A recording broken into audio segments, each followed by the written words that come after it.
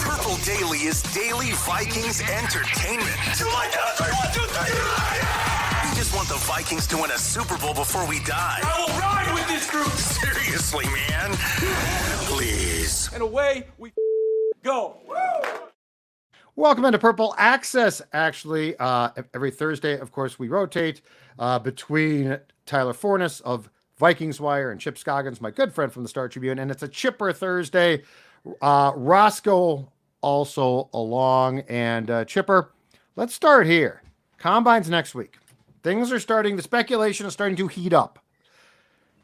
What is your current state, your opinion, I guess, of where things stand with the Vikings quarterback decision potentially? Because I feel like you are in the eye of the quarterback hurricane, and all around you, speculation is blowing. Guys are, left and right. It's going to be JJ McCarthy. It might be Jaden Daniels. No, it's going to be Kirk Cousins. No, they're going to go get a bridge guy. What is your current assessment of the state of the quarterback situation in Minnesota? Without being in the room, it feels kind of, I don't know if chaotic is the right word. Is chaotic the right word? Definitely unsettled, right? It could be chaotic. I still think, the interesting thing that I don't think anybody has gleaned from this is, what is Kirk willing to do? What's he willing to accept? Is he willing to accept 2 years? Because I don't think that was part of his game plan this time last year. And so is the injury, is the year older? Will that change his thinking in terms of, long term versus, 2 year? If he's willing to accept a 2 year, I think the Vikings will re-sign him, because you're probably gonna have to guarantee him the 2 years, right? If he's insistent on 3 years, I would move along. I wouldn't be willing to commit to 3 years. So without knowing what in his mind he's looking for, or is it, I guess everything's a negotiation, but if he's adamant about a longer term deal, or at least longer than 2 years, I think the Vikings will move on down the road to plan B. Do you fully guarantee 2 years? I think you have to, right? Well, but that's my sort of breaking point, is I think you guarantee a year, and I'm not saying he doesn't get a second year. I'm just saying fully guaranteed for a second year. That's where I think you get. I think it's where he may. Yeah, exactly. Balk. That's where he may budge, because he's because then he'll think, well, this is basically a 1 year deal, then, right? Correct. But it needs to have that ability, doesn't it?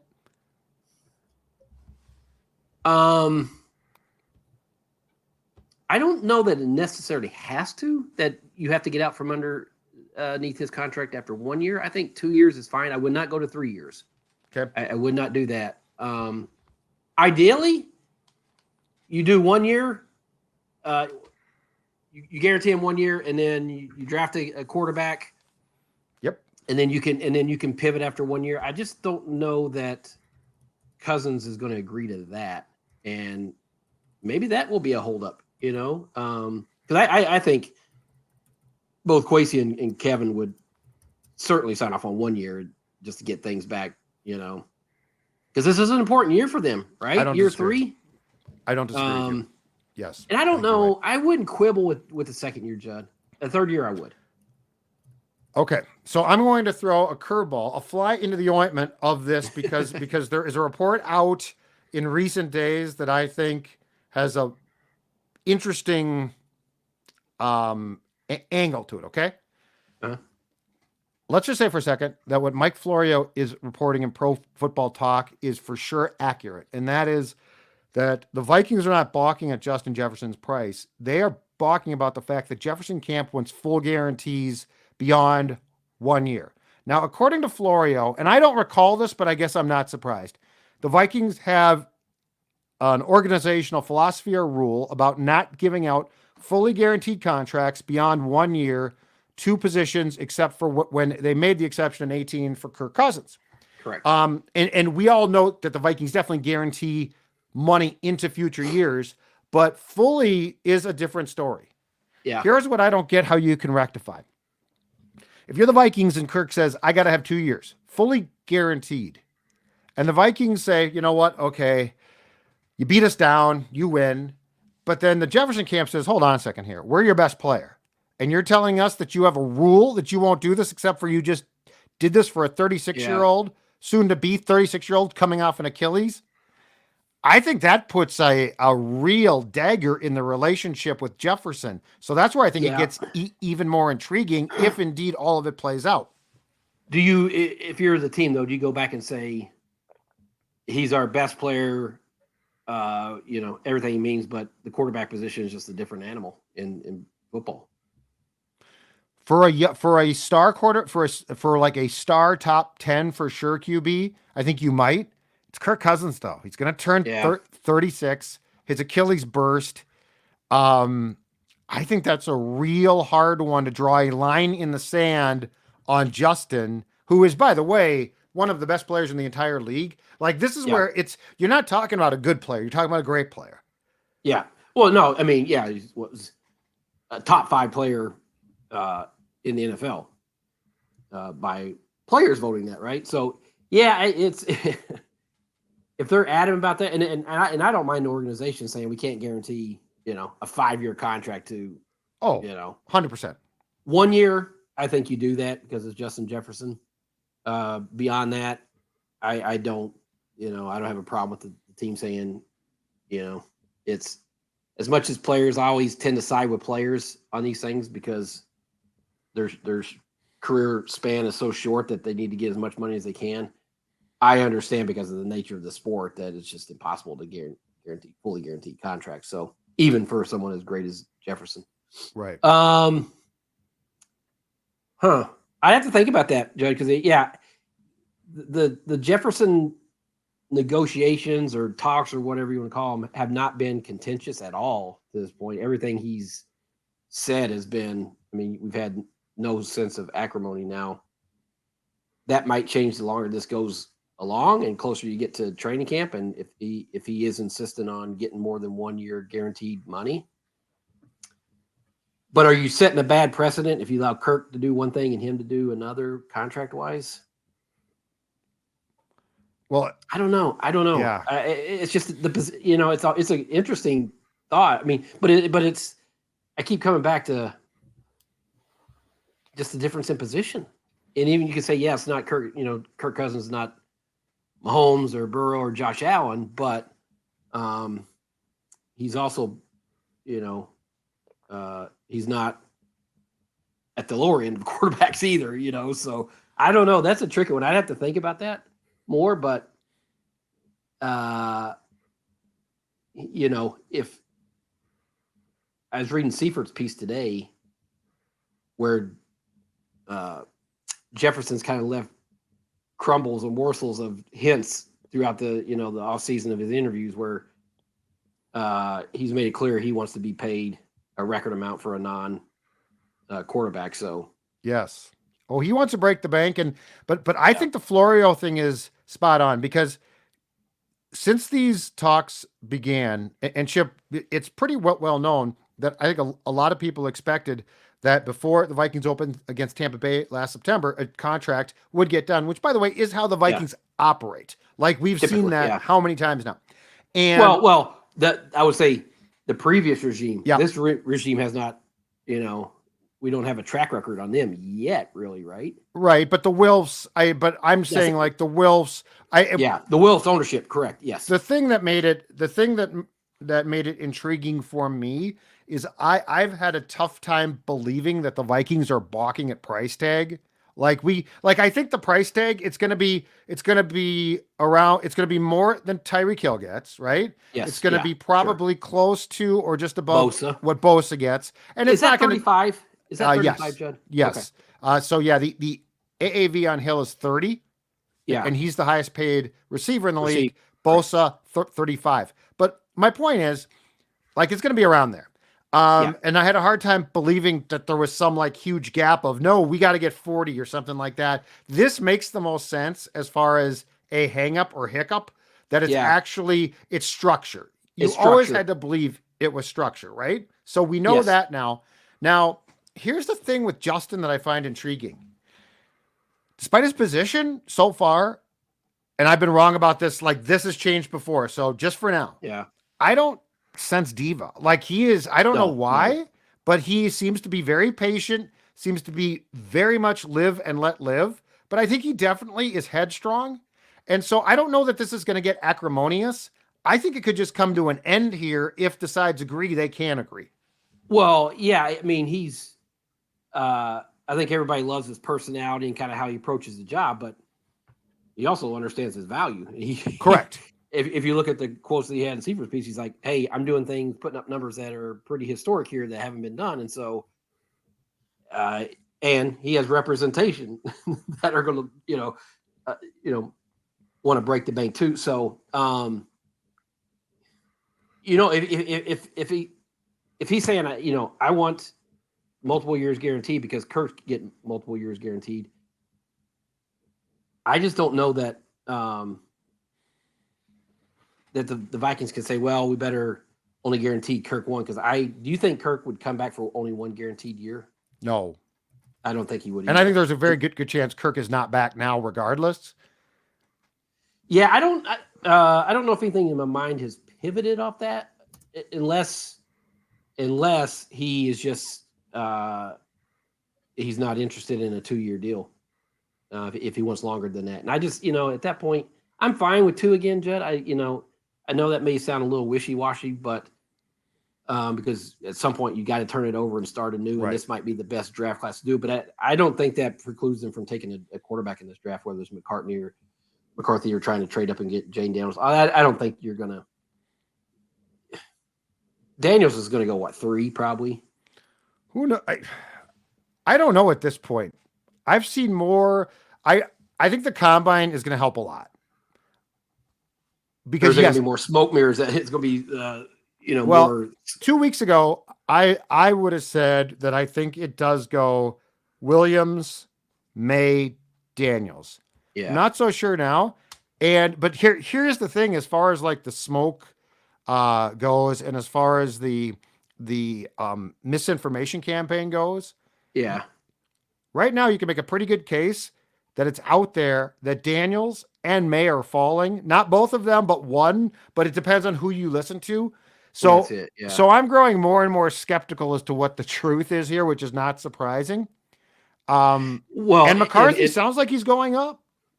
And that's the thing, is like teams or whatever are going to put that fall in love with one of these guys, or they're going to put out so much misinformation to make it sound like absolutely a guy had a bad workout, or they're not interested in him. There's going to be because there's so many quarterbacks that are first round potential. There's going to be so much subterfuge going on this before the draft. It's probably unlike any that we've seen here in recent memory, because there's just this many quarterbacks and quarterback needy teams. So,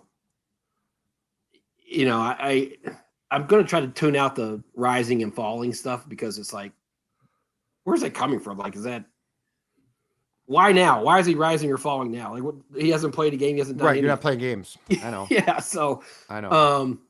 So to the original point, I still think if you had 2 years and you can get your quarterback, if it's McCarthy, if they fall in love with him, I would. This is a very important time for Kevin O'Connell.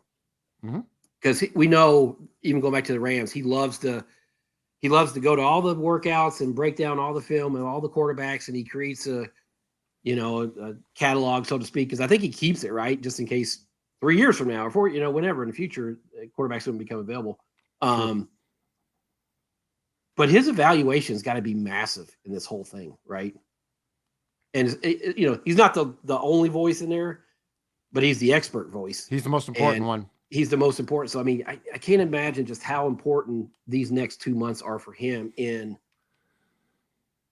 shaping.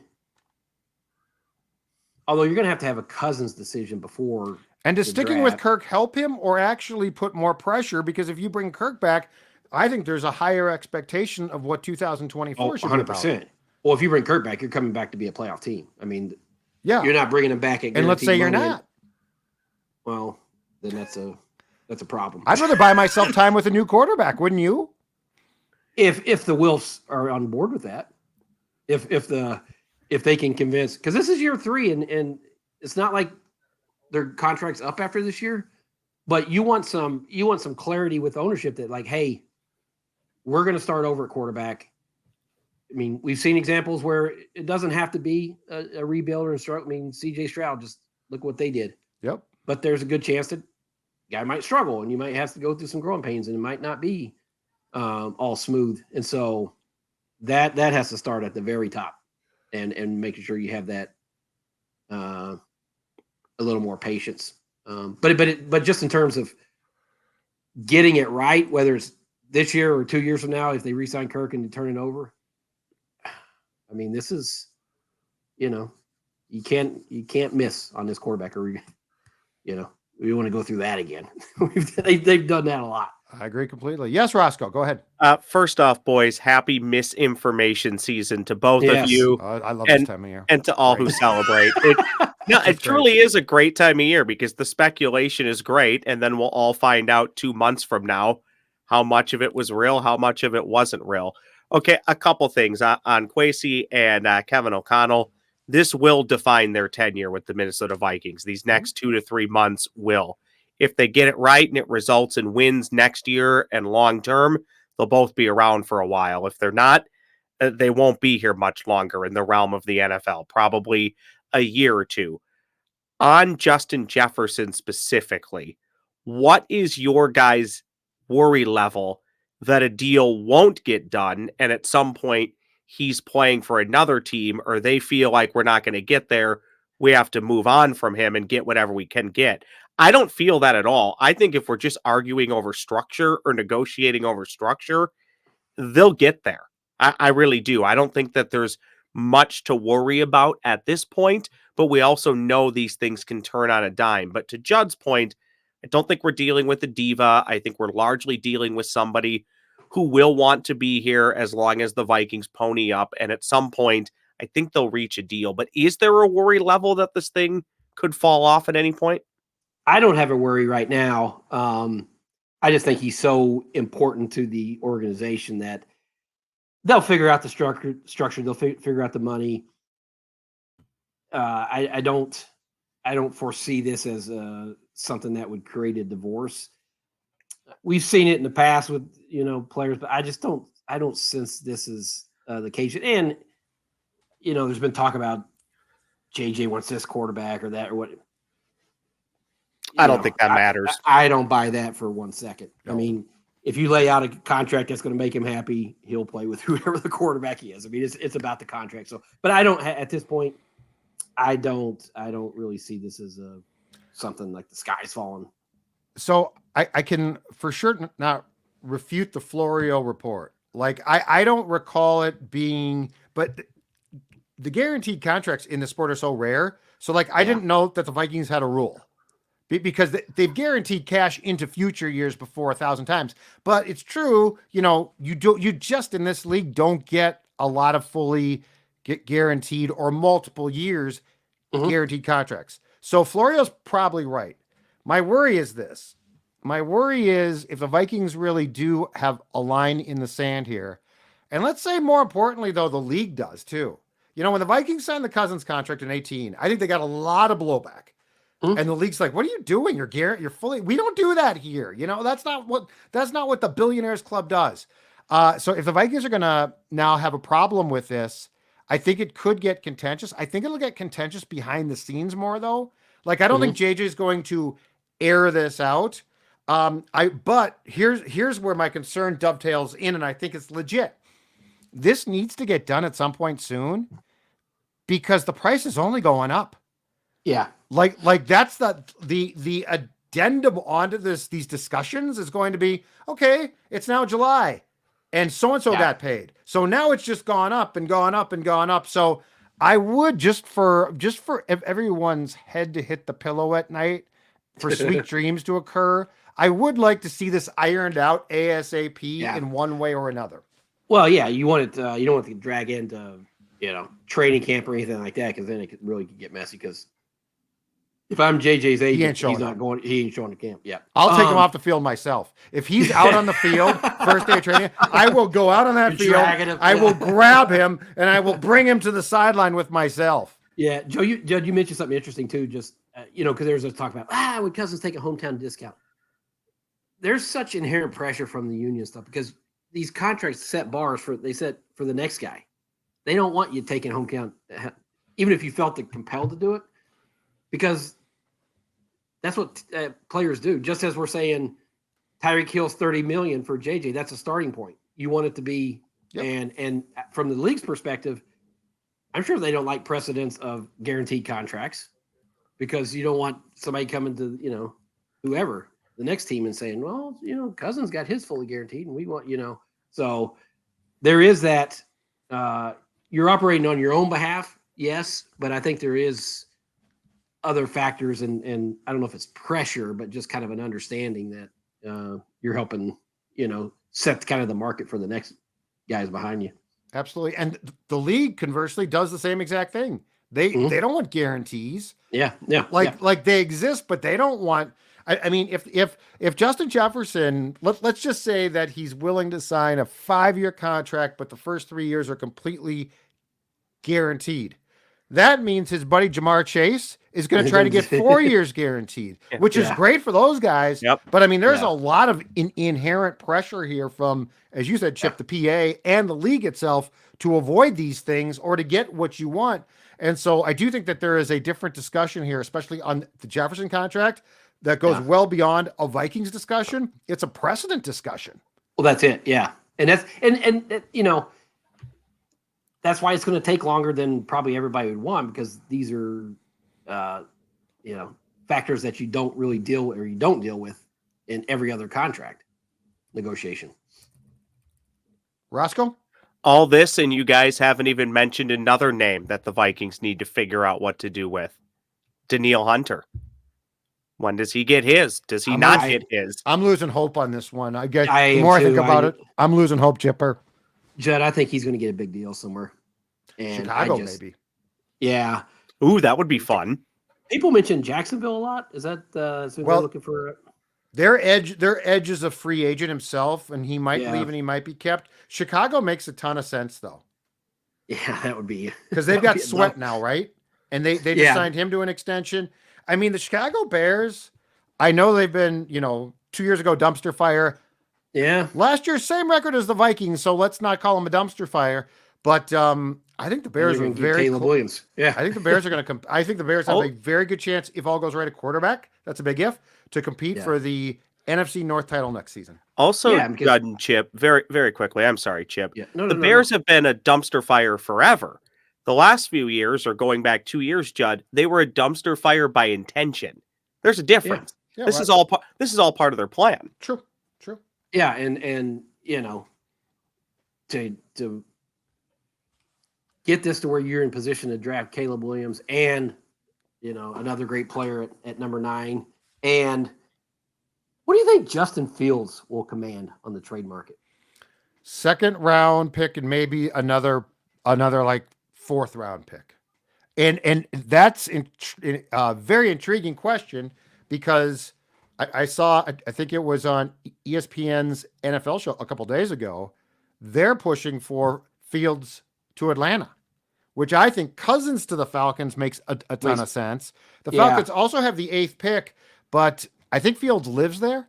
And and he would be, he certainly wouldn't command what Kirk is going to get on the open market via a trade. And you got to believe the Bears are probably going to draft Caleb. They're not walking away from that option. So they can put out Atlanta or Pittsburgh. Here's a Chipper. Yeah, maybe Pittsburgh. I mean, the thing is like you can, and they're smart to play this. Maybe we'll hold on to Fields. To see what teams would be willing to move up to give you Caleb Williams. They're not passing on a chance to draft Caleb Williams, because imagine there's no guarantees, but you look at his skill set and just how creative he is. What if you don't draft him and he goes somewhere and he becomes the player that people think he is, and you didn't open that door and walk through it? They're not doing that. I agree. So the second for Fields. Yeah. I mean, I hadn't heard the Atlanta one. Pittsburgh is one that's been mentioned a lot. So that's going to, you're going to add more ammunition. I think they have, was it 4 or 5 picks in the top 125? Bears? So they're going to, Well, they got 1. They got 9. I mean, they've got an embarrassment of future riches High-end, potentially. yeah, High-end yeah. riches. Absolutely. Cousins to the Falcons, to me, still makes a ton of sense. Yeah. They got the room. They got the tools. Yeah. And he's, his wife's from that area, right? The OC is a McVay disciple, like O'Connell is. Like, there's a lot of things there. And he is. So I think his wife was what? His wife grew up in the suburbs of Atlanta. I think so. Yeah, that's what it was. To go back to Ross's initial point about Danielle, I think someone's going to give him a big contract, and when you start figuring out the math, and I mean, I know there's a way to structure contracts where you push the money into the future, but when you're talking JJ and Christian Darrisaw is going to need big money, and whatever you do at quarterback. Now, obviously, if you part ways with Kirk, you can make it work. But if you bring back Kirk, I don't know where the money you're going to have the money, because I think he's just going to get a big deal. Which leads me back to the most important question, and that's this: where do the Vikings perceive the Vikings are? Like, where? Okay, you could be competitive, but let's just take being competitive off the table and let's go all into an end of the pool. Like, where are the Vikings? So if Danielle leaves, your defense has suffered a huge blow. I mean, their defense, I think they're a long ways away, to be honest with you. I mean, as great as we all think Brian Flores is as a coach, when you look at the personnel, I think they have so many needs there. But this is the fundamental question that everything revolves around. We all know that the Wild went through this, Judd, where they're good. Not great, but good. Not losing. They're a fringe playoff team more times than not. They're competitive almost always. You felt like you had a chance going into every game. Just getting the playoffs, and you never know. Yep. And that's I know. But, and that is a comfortable place to be versus what Chicago went through the last couple of years. Right. Which is not probably fun. Or the Blackhawks right now, same thing. But it's also a hard, uncomfortable conversation to say, are we really a contender? Like, are we in that? Right.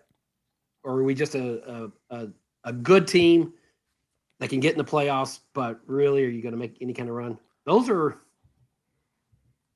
I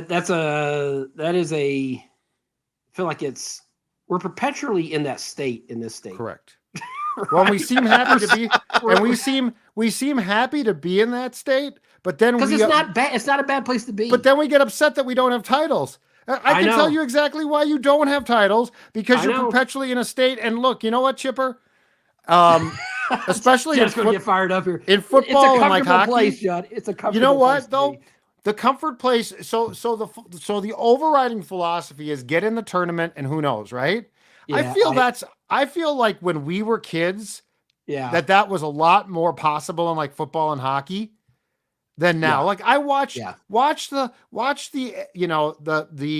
conference championship games in football, the Super Bowl. Those teams didn't luck their way there. No, they're stacked. They're built. And the other thing is, football. When you see what Mahomes can do, it's not just like, let's just go in there and see what happens. No, it's like that guy's not losing to let's see what happens. I've said this before, but I also think the way the Vikings are currently constructed, if you get to the playoffs at 10-7, this team is not winning 2 or 3 road games to get to the Super Bowl. No, that's not going to happen. No, because Mahomes can do that. He can pull a team, and I shouldn't just say Mahomes. They had a really, really good defense this year, best defense they've had in his tenure there. So, So that's the that should be. They should have one of those. What do they call those getaways? Retreats. They should have a Ziggy retreat where they go to. Where would they go? Northern Minnesota, like some big nice Cabin? Yeah, Cabins. Brainerd. They go to Brainerd. I go to Brainerd. You have Ziggy, Mark, Lenny, Quasey. Kids. All the kids. There's more Wilf kids now in charge of the team. And Kevin, and then they light some candles, bring in some bottle of wine, have some steak, and like, where are we? Fundamental question: where are we? And then you go around and you get the answer. And get on the same page, though. Get on the same page, because like if you bring Kirk back, and you don't bring Danielle back, like, can you really with a straight face go to Flores? But then, so let's say you do that. The 11th pick almost certainly has to be used on an edge rusher. It can't be used on a quarterback. Because why would you then draft a quarterback if you think you're going to contend? It's to me, it's become a perpetual state of confusion. So Chipper, how many times since we covered that team together, and the answer is a few, but how many times have you thought this team is ready to pop? 09, 2010 when they brought 9, 10. Like that team you looked at, it's like, this is a team capable of winning the Super Bowl. Yes. I remember, I think it was in training camp in 09, I want to say. And I didn't appreciate this until it actually took place. John Clayton, the great late John Clayton, was doing his training camp tour. And I was talking to him, and he's like, if this team gets a quarterback, look out. And I'm like, really? You think so? He's like, no, I've seen a bunch of teams. They're great. And he was 1,000% right. Yeah, and that influenced my thinking of, okay, so there are times that you can look at a team and say, okay, this team is on the precipice of something special with a quarterback, for instance. Well, and I remember last year when the 49ers were in town for that joint practice and just seeing that team and the players they had and the size and the athleticism, and you're like, and this is when Agreed. They weren't really sure who the quarterback was, but this looked like a championship team. But yeah, I mean, you go back to 09. I saw our good friend George Stewart, the former wide receivers coach here. He's a kind of a supervisor for officials for the NFL now. He goes around to different camps. But he was in camp this year, and me and Seifert were talking to him. And I said, Stu, at 09, I don't know if you ever – how do you get over that? He's like – I'm still sick to my stomach, Chip. I'm still sick. Because I'm just still sick to my stomach. I mean, that team, you could tell me, I don't care who won it. I felt like that Vikings team should have won the Super Bowl that year. They were that good. When you look at how many Hall of Famers were on that team or all pro players, that's a team that was ready to contend, Judd. Yeah, and unfortunately, they didn't understand that for 2010, you were going to have to make some changes. Like, they just tried to run, football, you can't run everything back. You can run a lot back. I was okay with it, though. I was okay. Oh, I was at the time, too. I learned after they did it, I'm like, okay, that was the problem. But to your point, when your quarterback doesn't want to play, you have to drag him back. Well, and Sidney Rice screwed him, and then they didn't tell Brett Sidney Rice is out. I still remember asking Favre, if you had known, because it was clear he didn't know, if you had known Sidney Rice was going to take a powder, would you have come back? And I think he goes, that's a good question, which meant no. But your San Francisco point is spot on. That is, when you watch that team, and still now, right? Yeah. And yes, they've done a marvelous job of basically punting on the quarterback they thought was going to be for Purdy. So that's sort of odd. But when you watch that team as a whole, you see that they are in a window, right? Like they're in a special window. How often have the Vikings been there? And that's the thing is, like, this team's not in that window. Like, so you're going to get in the tournament. So, okay, you're not in a window. I wrote about this a couple of weeks ago, Judd.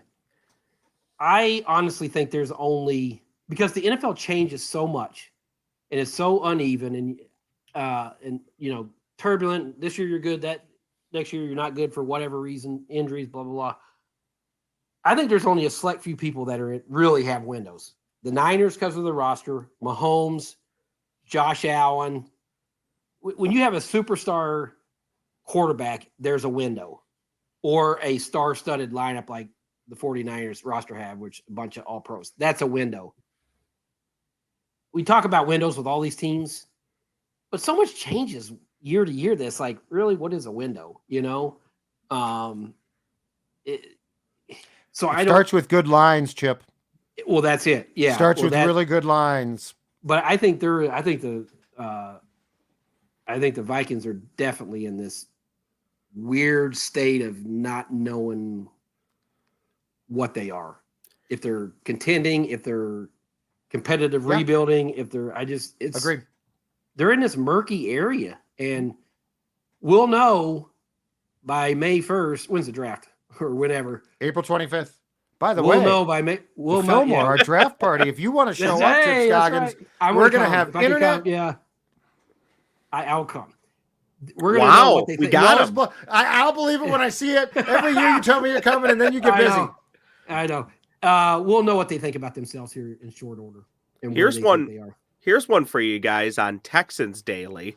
I think we'll find out this year if the Texans are entering a window with C.J. Stroud. Yeah, like I said, fair. If you, that's fair. I mean, we need to see more from him. Yep. But I think with when I say window, like when you have Mahomes. Yep, they're going to be in it this year. Win as many Super Bowls as you can with Mahomes, and then it's going to turn over with Josh Allen. Try to get there, and that type of window. Now, there's windows where you got a rookie quarterback who led us to the playoffs, and you think everything's going to be great here. When I say windows, I mean like really you're winning at the highest. You're going to be in the conference championships. 3 out of the next 5 years or whatever type thing. My problem is this. I don't know, and we don't know enough about them yet. I don't know that the Vikings understand how to construct the window to open it for themselves. That's what I need to find out. That's what I need to see. I'll give Spielman credit for one thing. And this is why in 2018, I didn't criticize him one bit. That team coming out of 17, great defense, had a lot of really nice parts. And he's like, I haven't found a quarterback yet. I'm going to go sign Kirk Cousins. Now, it has not worked as expected or hoped, but he capitalized on a window that he tried. It didn't work. Yeah. But he knew what he was trying to do. It makes sense. These guys know what they're like. To your point, Chipper, it feels like they're sort of flailing about and trying to serve two masters. They're trying to serve the Wilfs. Let's be competitive. But their vision should be, how do we actually build this thing up? And meanwhile, Ryan Poles went to Chicago, and he might get fired and be terrible, but he knew what he was doing. And as Ross said here, the Bears have 5 picks in rounds 1 through 4, 1, 9, and 75 in the first 3. That's understanding what you want to do. Well, and as painful as this might be for Vikings fans to hear, I think the Packers have a plan. They got their quarterback, and they got the youngest roster in the NFL. Yeah. And they got a bunch of picks this draft. So I think their plan is they know what they're doing. They're building they turn that roster over. They got young, and they got the quarterback they hit on, so we need a name for this state that the Vikings are in. I gotta come up with one. I don't have it right off the top of my head. Purple purgatory. Purple, that's what they're in. That's what it is. We're in purple purgatory. That's what you got to rename this show. Purple purgatory. How do we get out of here? Until they win a Super Bowl, in which case we can cancel all programming here because the goal will be delivered. That's right. I know. Oh, gosh. Roscoe, final thought? My only final thought is that Chip somehow put in perpetual state in this state in one sentence. And I haven't been able to get that out of my head for the last 20 minutes. I continue to think, guys, this is it. And we've talked about this numerous times, and I said it 15, 20 minutes ago. If Kwesi and KOC don't get the next 2 months right, they won't be here much longer. So it's a very exciting time, I think, for fans. For them, it's probably, I don't know, maybe nervous time, but this is also what they're paid to do. And I hope that they're looking at this as a great opportunity. And to your point, Chip, if I got Kirk Cousins on a 2-year deal and I knew I was going to have him for 2 years, but I really like that quarterback at 11, and I know it flies in the face of what Judd says, and I do agree with you. You likely need an edge rusher if Danielle leaves. But if I really like the quarterback that's there at 11, well, then I take him and I make him push Kirk Cousins a little bit. That's what I would do. You have to have the exit plan from Kirk Cousins at some point, and you don't know what next year will bring. So if you have the chance this year, I think you have to do it. Yeah, if you feel like you fall in love with a quarterback and he's there at 11, you have to take him because this is not a 1-year thing. That would be a future thing and a long-term thing. And so it would definitely, you wouldn't get the edge rusher or the defensive tackle or the top flight cornerback that you desperately need. But nothing's more important than solving the quarterback position. If it's truly a negotiation and it's being done in good faith, then this would never happen. But you tell Kirk Cousins, hey, we'll give you 2 years guaranteed, but you got to give us a chance if we want to seek trading you next offseason, which he would never agree to, but at least he'd get his money that way. But then you'd have to find a team that could actually take that $35 million cap and hit. it's guaranteed at that point in time. Yeah. Anyway. All right, boys, good stuff. Chipper, Alrighty. we'll talk to you in a couple of weeks on Purple Access, all right? See you boys. Later. See you later. Purple Purgatory.